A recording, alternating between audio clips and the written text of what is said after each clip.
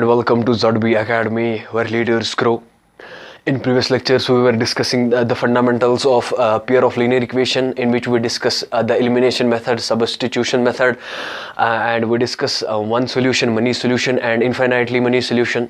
ठीक है, तो आज जो हमारा टॉपिक है that's dependent and independent solutions and consistent and inconsistent solutions. बिल्कुल मतलब जो हमने इसलिए पहले लेक्चर में किया था कि one solution, no solution and infinitely many solution, बिल्कुल उसी से रिलेटेड है ये वाला topic. That's dependent and independent, consistent and inconsistent.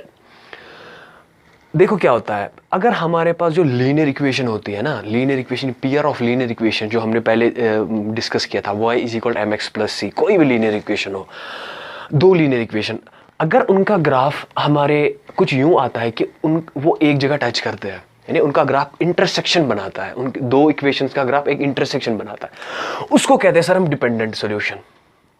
Simple. उसी को कहते हैं sir consistent solution. Simple. Dependent और कंसिस्टेंट बिल्कुल एक ही बात है. डिपेंडेंट कंसिस्टेंट में, डिपेंडेंट में थोड़ा सा एक चीज याद रखना चाहिए, मतलब हमको याद रखना है कि एटलीस्ट वन सॉल्यूशन होना चाहिए, एटलीस्ट वन सॉल्यूशन होना चाहिए. That's dependent solution. Consistent simply वही है जहां पे हमारे पास एक सॉल्यूशन हो. That's dependent and consistent. अब देखेंगे सर इंडिपेंडेंट क्या मतलब क्या होता है. इंडिपेंडेंट का सिंपली मतलब होता है कि जो हमारे पास जो लीनियर इक्वेशन है, जो पेयर ऑफ लीनियर इक्वेशन है, वो कोलिनियर पॉइंट्स बनाते हैं हमारे पास, हमारे साथ. कोलिनियर पॉइंट्स यानी एक ग्राफ वही लाइन बनाती है, दूसरा ग्राफ भी वही लाइन बनाती है, एक collinear system of linear equation हमारे पास आ जाता है. उसी को सर हम बोलते हैं इंडिपेंडेंट सॉल्यूशन. इंडिपेंडेंट, ये किसी पर डिपेंड नहीं होता, इंडिपेंडेंट सॉल्यूशन. मैथमेटिशियंस ने इनको ऐसे ही नाम रखा था.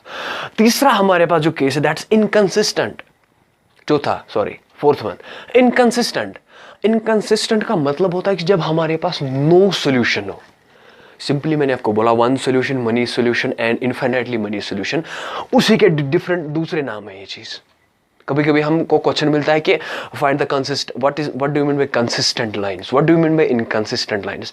सिंपली अगर आपको वन सॉल्यूशन जो हमने इससे पहले वाले लेक्चर में किया था, आपको वो समझ में आता हो ना, ये उसका बिल्कुल एक मतलब दूसरा साइड है. सिंपल.